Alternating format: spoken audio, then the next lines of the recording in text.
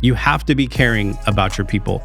Like, do you care about me as a person? That's what people want to know. Do you just want me for my skill set, or do you really care about me as my person? What's up, family? Welcome to another episode of the Future is Here podcast, where we discuss leadership principles that you need to lead this next generation. I'm your host, Tommy Nixon. I'm here with my man, Robert Avoides, as always. And today, what we're talking about is how can you be a trustworthy leader? Now, what we actually want to walk you through is how do you actually gain trust? So if you are listening to this right now and you're looking sideways at your people because you're like, I don't know if I can trust them, or you feel like there's a resistance from your people. They probably don't trust you. If you don't, sense this like warm experience with your people, or it seems things seem a little off, there's probably some trust issues there, right? If you've gone through a difficult time, maybe you had a number of hires leave, you had to fire a couple people, you had a huge transition that wasn't, you didn't know you were going to go through. Maybe you had a pastor fall or something. Please know that you're going to have to build trust. You are going to have to rebuild that trust. Maybe you're a new leader and you came in, you got hired, right? I remember I took over for Dr. Larry Acosta here. One of the very first things is I knew I was going to have to build trust with people. And I had to figure out where were the trust gaps. And I had to okay, how can I show up in a way where people can trust me so that we can move forward on our vision and mission? And so trust, we feel, is something that feels like it's in short supply. And if you're going to lead this next generation, please know they don't trust us. Especially if you're older. Already, they don't. There's a distrust in institutions. There's a distrust in older generations. There's a distrust in just kind of the overall world, right? Right. So as a leader, trust is going to be really something important that you're going to want to know. Absolutely. Well, let me start with this, because there was a recent article in Christianity Today, came out January of 2024, and essentially it said that the country's perception of clergy has hit a new low. Now, I don't know what the old low was. Yeah, it was pretty old. But this is a new low. A new low, which was that fewer than a third of Americans rated clergy as highly honest and ethical. Can you believe that? That should bother you. Less than a third of Americans rated clergy as highly honest and ethical. Here's the thing. People are more likely to believe in the moral standards that are held by nurses, police officers, and chiropractors than their religious leaders. Hey, if I get that pop, they trust their chiropractor more than their religious leader. Now, here's the good news. The good news is clergy are still more trusted than politicians, lawyers, and journalists. Okay, yeah. So at least we're not that far down. There's if you read this article, we'll probably put it in the notes, but members of Congress, 6%. Only 6% of us trust members of Congress. Yeah. 32% is clergy. Terrible. Yeah. Yeah. Which is just above bankers. Yeah. And journalists and lawyers, but lower than chiropractors. Which is kind of crazy, because you think, okay, it's the leaders of our country, those who understand the law, and those who are supposed to tell us the truth through journalism. Yeah. None of us trust them. We don't trust them. Yeah. That's crazy. Yeah. And yet, trust is fundamental to leading people. How do you even lead people if they don't trust you? Yeah. And we've seen this with leaders where we take their trust, and a lot of times their trust is, it's a weird thing. A lot of times their trust is actually put in other things that you are the spokesperson for. So, for example, I trust God. Well, I'm the spokesperson for God. I'm the pastor. I'm the, I was the person, I'm the visionary. God gave me the vision. So, and then we manipulate and continue to erode that trust, even beyond any common sense, where you're like, your pastor, did this or that. Well, no, they're my pastor. That president did this and that. It's verified. Nope, they're and you're like, man, beyond reason, really. Yeah. And so you have that kind of weird space in areas of trust. And then you have all these other people where it's like, well, I just don't trust anybody. Yeah. So trust is an absolute part of a leader's arsenal. Like you need this. Yeah. Now you mentioned these next generations we're starting as new leaders, right, with a distrust. According to the article, elder millennials and Gen X were the most cynical about it. So they're the ones who probably grew up with the scandals, right, in the institutional church, and with all the systemic problems that they're dealing with, right? So they already grew up not trusting leaders in general. Yeah. What's really interesting, though, is I do think, and the article doesn't really talk about it, but I do think that people trust their clergy for certain things, very specific things. What's odd to me is it's not moral standards.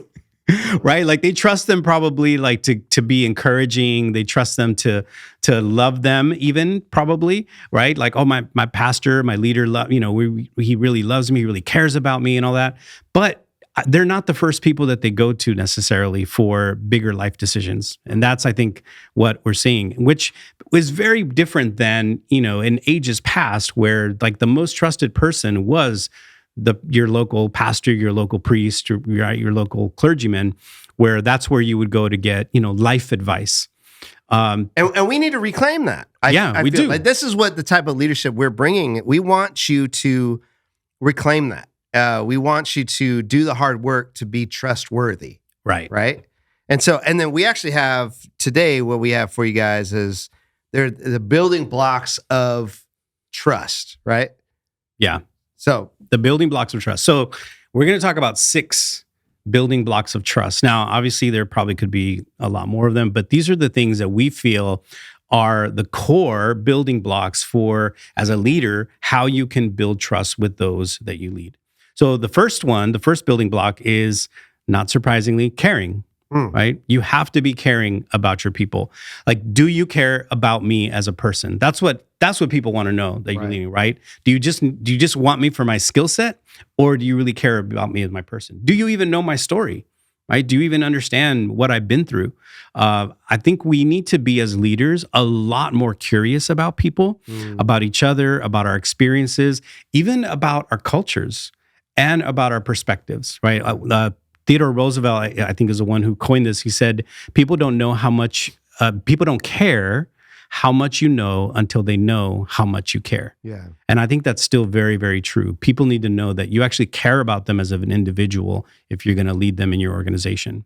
Yeah. And I think this is an important one. It almost feels like, well, yeah, of course, caring. But and I know when people actually care and when they don't.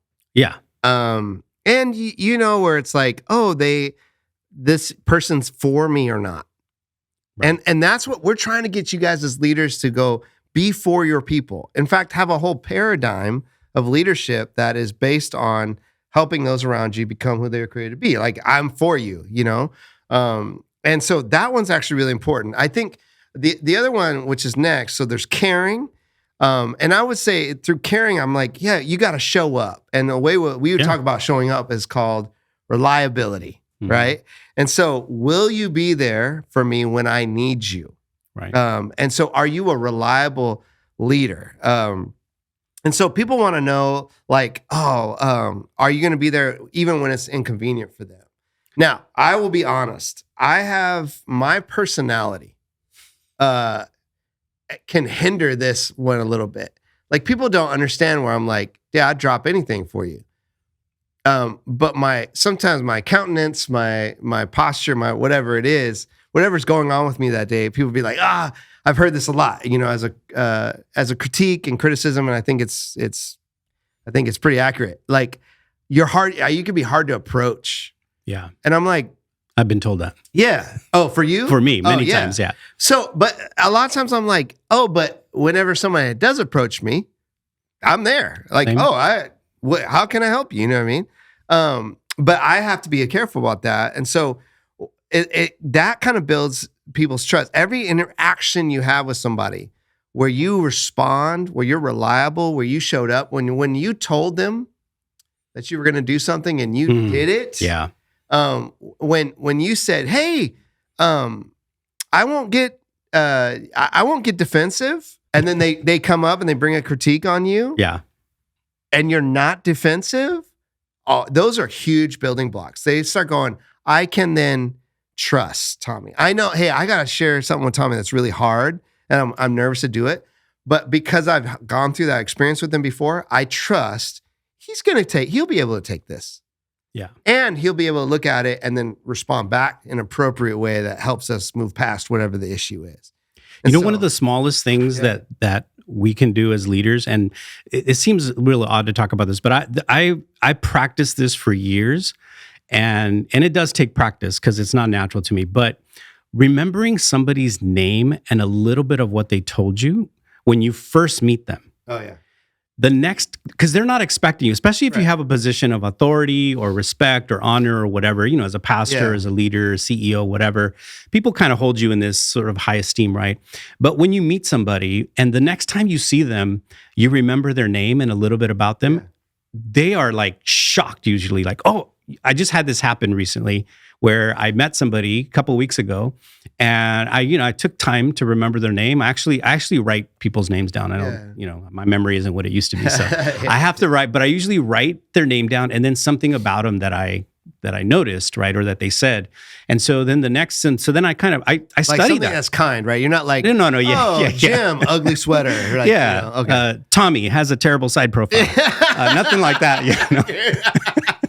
Nothing like that. It's but super true. Yeah. But what I do is now it might seem a little weird or creepy, but I study that then after, when I have some moments, I kind of go back through the people I met this week or whatever. And I kind of study that so that it's fresh in my memory, right? The next time I see them, when I'm like, oh, hey, Tommy, hey, it's good to see you, man. How did that work out for you? That trip you were taking. And then people just look at you shocked, like, whoa, you care? Like, so it's both caring and reliability, right? Because that begins right there. You're going to build trust almost immediately. Yeah. People are like, wow, that person actually cared enough, not just to remember my name, but to remember something I told them or something about me. And then they were reliable in that the next time I saw them, they actually approached me with that. And this is the space where what we're trying to share with you guys as leaders is really important, that this actually has to be something on the front of your mind, like all the time. Yeah. Like if you're going to lead people, again, we make it so much about the projects and not the people. We're telling you, if you reverse that, those projects are going to come, they're going to happen a lot better. Yeah. You're going to win more. Yeah. If you put those people in the forefront of our mind, because that's what Christ has done for us. Like, right. God thinks about us. He's with us. There's this all-encompassing care. And if you're a leader that just doesn't care about people, then screw you. Because I don't, you know what I mean? That's what we're trying to get away from. And so as you're a leader who cares and you have a caring, you're reliable in that you show up constantly, keep showing up for people. Then the next one is that you're sincere about it. Now, that there's a sincerity there where it's like, do you really care about people, or are they a means to an end? Right. Do you care about me, or do you care about what I can give you? Right. Now, if we're honest, it could be both and, right? Well, sure. Everybody's a gift, and so there's a way to receive that's positive. Absolutely, right?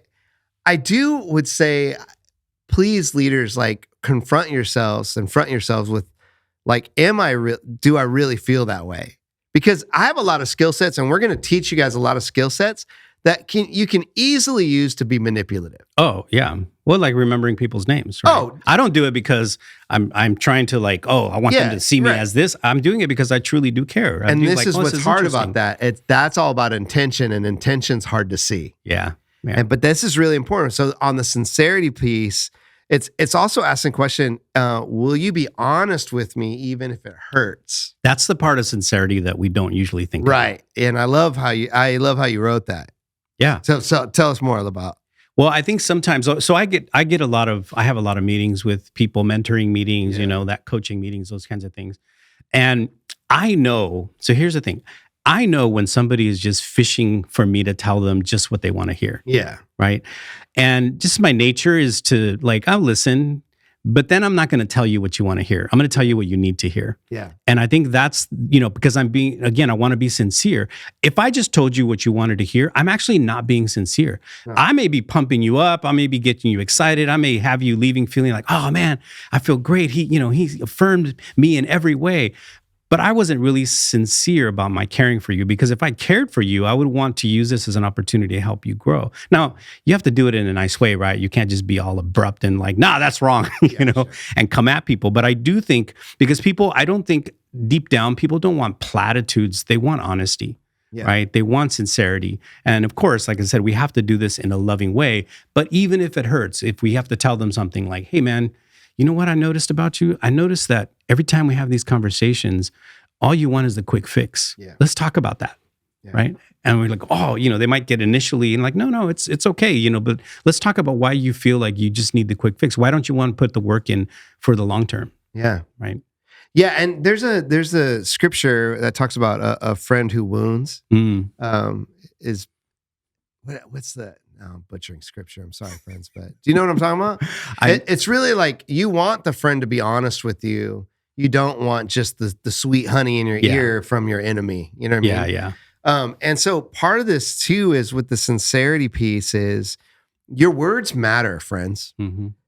Like, especially in our culture, urban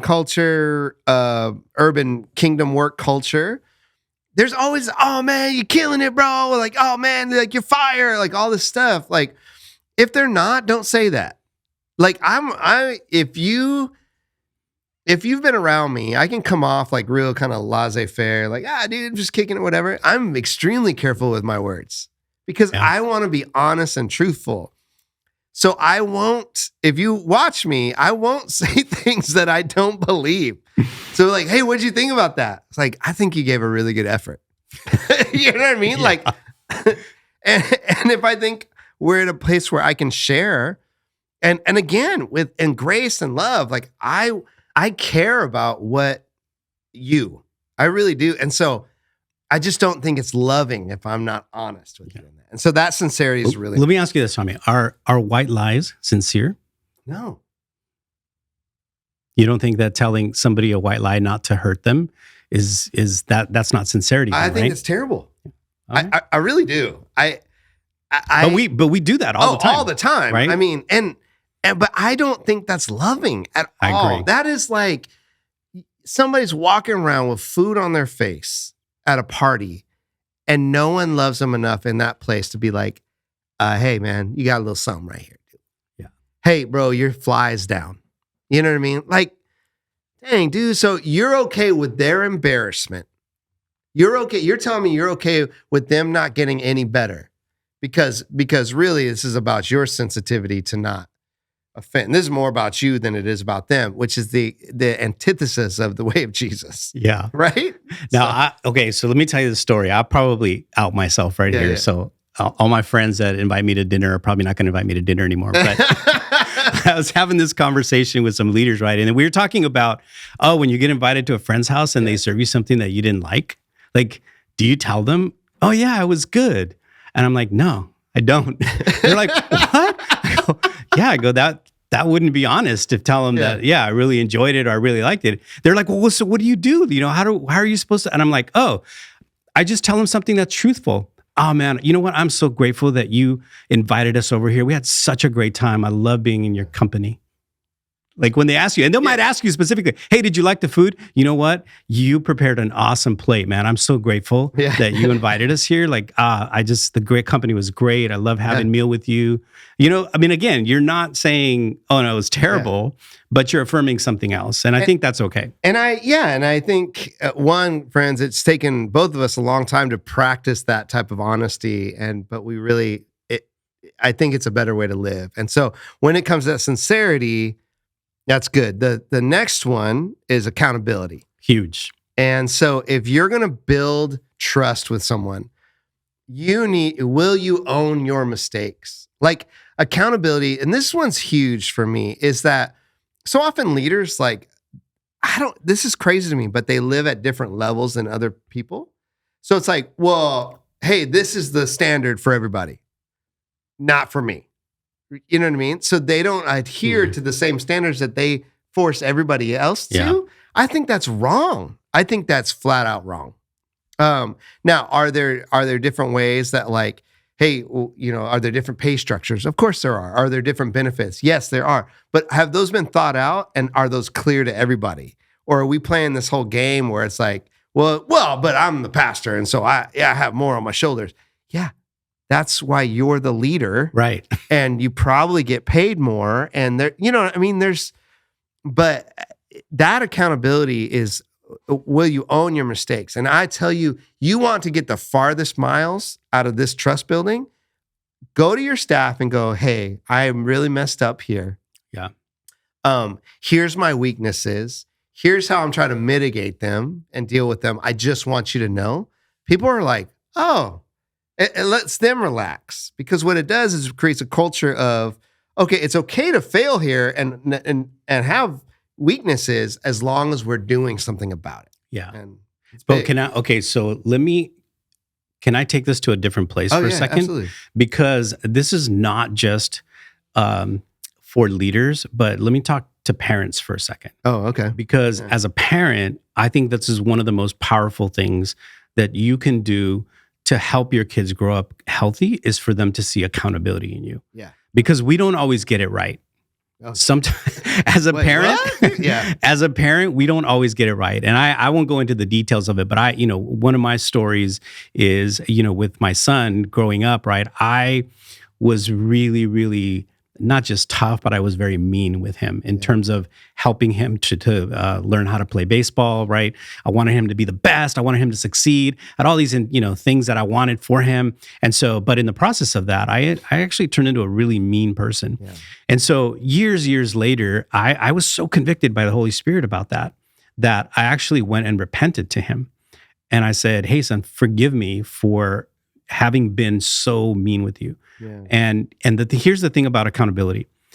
Most of the time, people will tell you what when you say that? Oh, it's okay. Yeah. Right.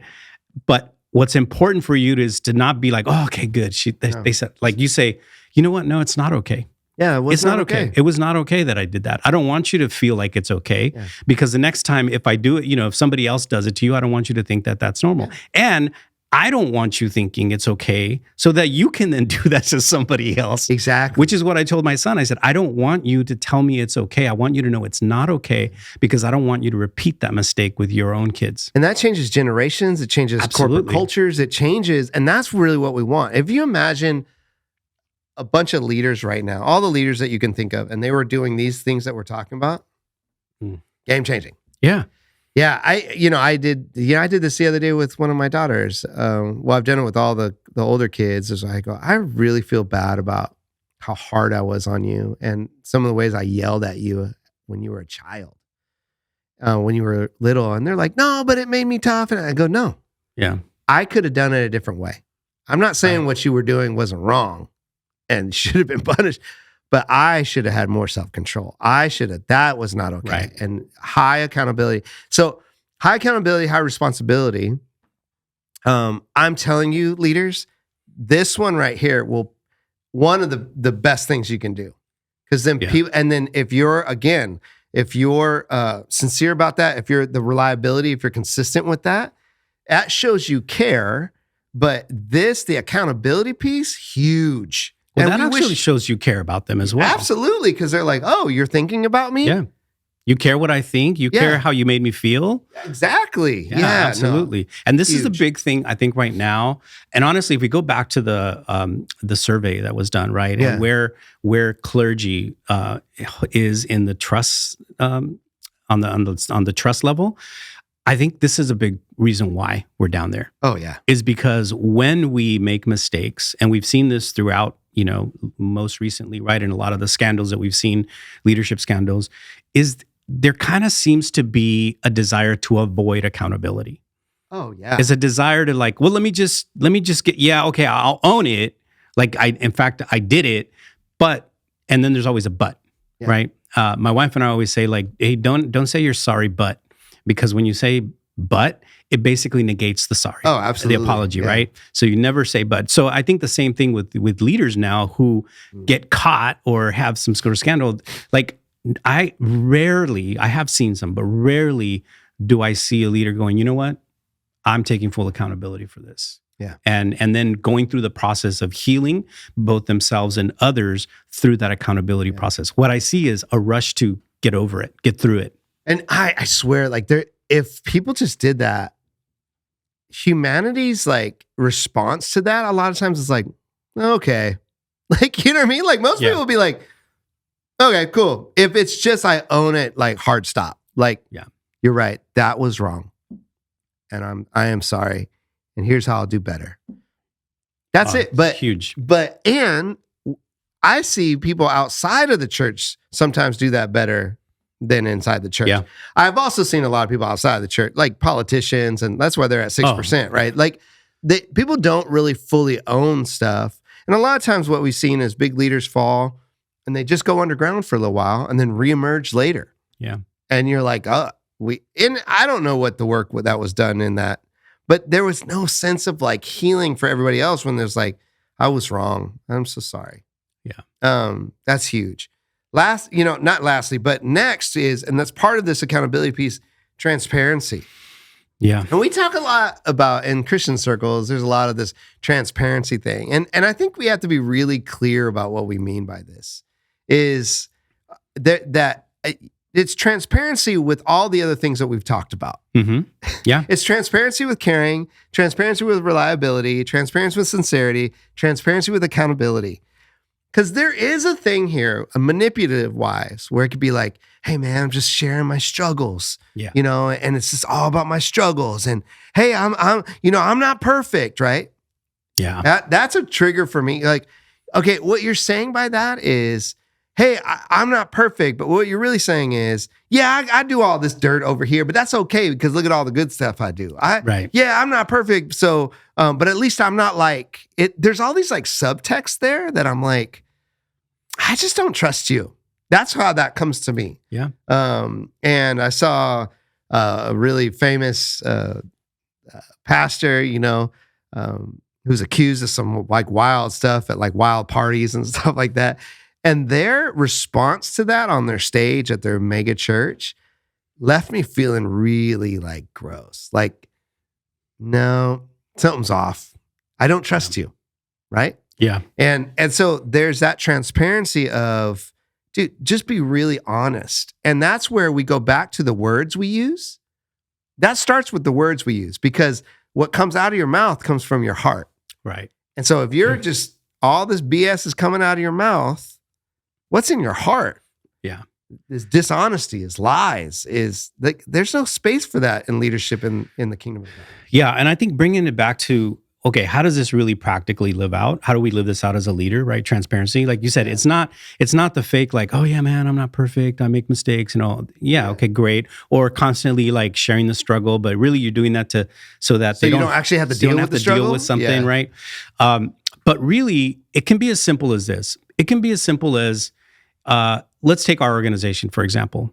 You're really good about letting us know where you are at all times. Yeah. As a leader, like, oh, I'm here, I'm doing this, I'm doing that, right? I know that there are organizations, though, where their leaders they leave and nobody knows where they went. Yeah. Like, and like, you don't need to know.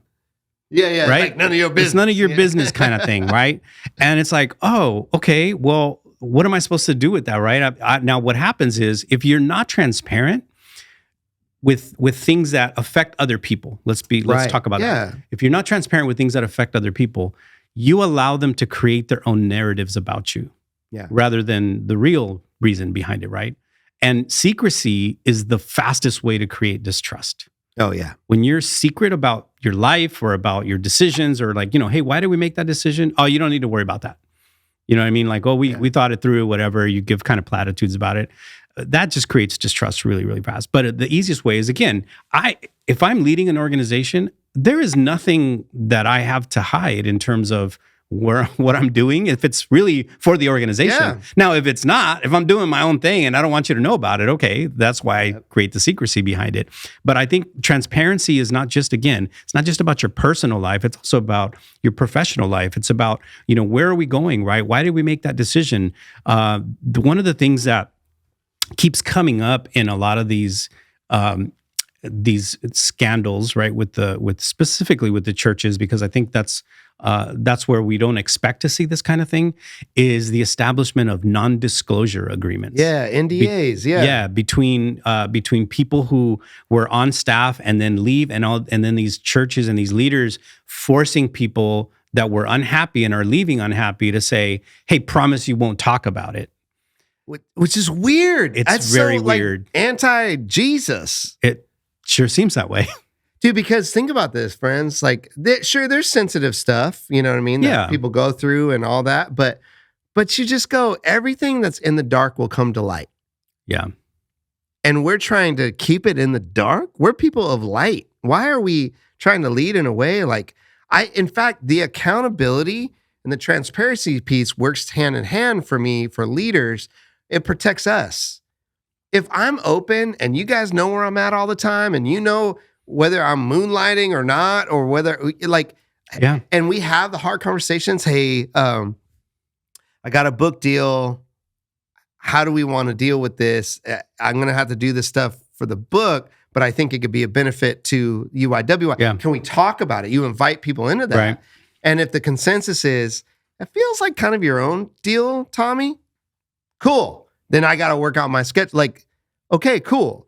If we feel like it's going, all right, cool. Like, but people are so like, whoa, and that's where you get all puffy and it becomes about those, what we talked about last time, the different types of leaders. Yeah.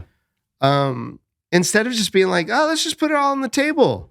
Hey, I'm worried that you guys will think this is all about Tommy Nixon, and I don't want it to be. Right. Well, you know what's weird? So in my corporate history, right, in my tech background, I have a lot of experience with NDAs, like a lot. Yeah. Okay.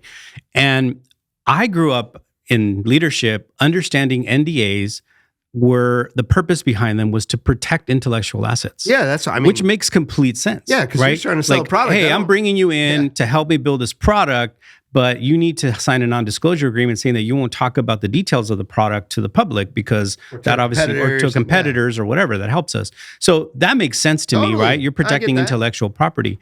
But how we're using them or how they're getting used, not we, but how they're getting used in the church, that just feels so off to me. A non-disclosure agreement that you won't talk about what happened here and why you're leaving is that is different. That's the opposite of transparency. Yeah.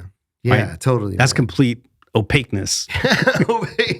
Don't be opaque. Don't be opaque.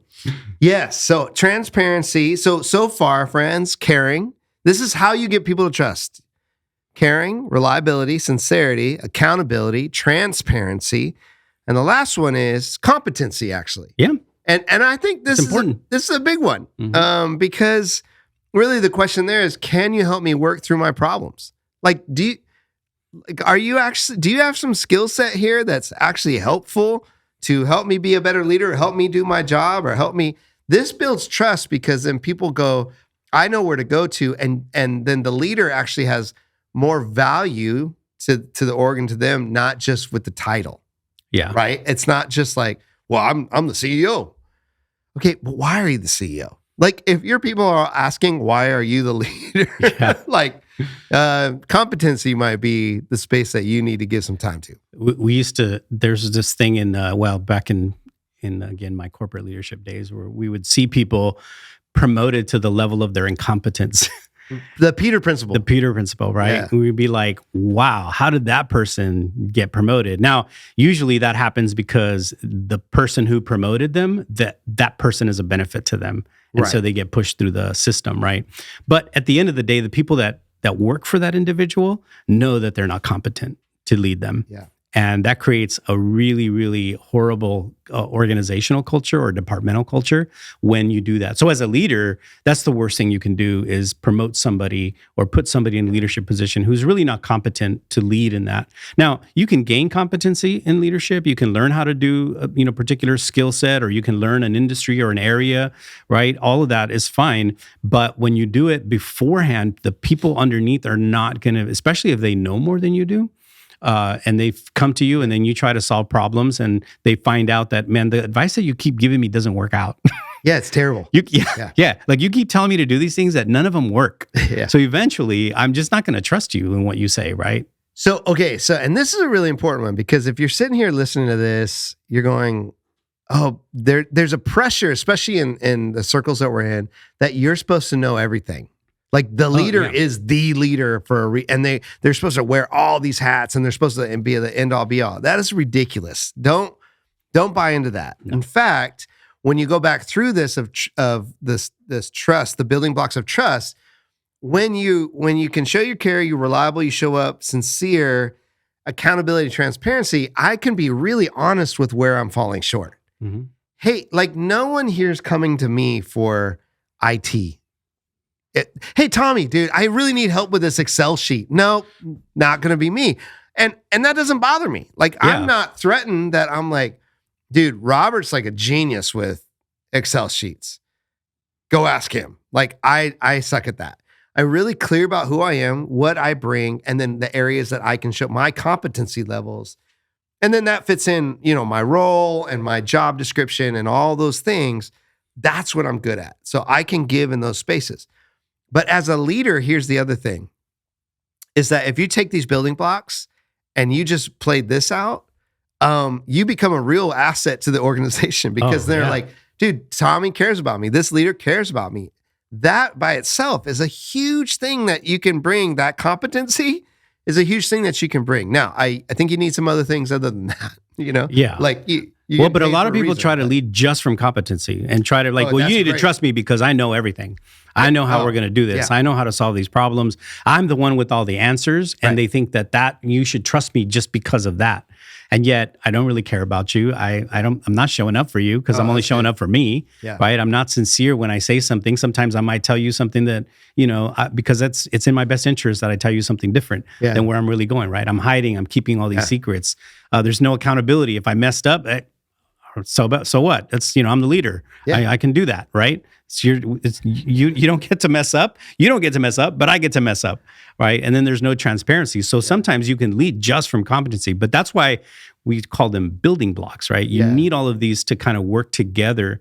And I think really it starts with caring. It starts at the very, very first building block of caring. Absolutely. I think these do feed into each other, right? Like actual building blocks that you built it this way, and I think it's really great.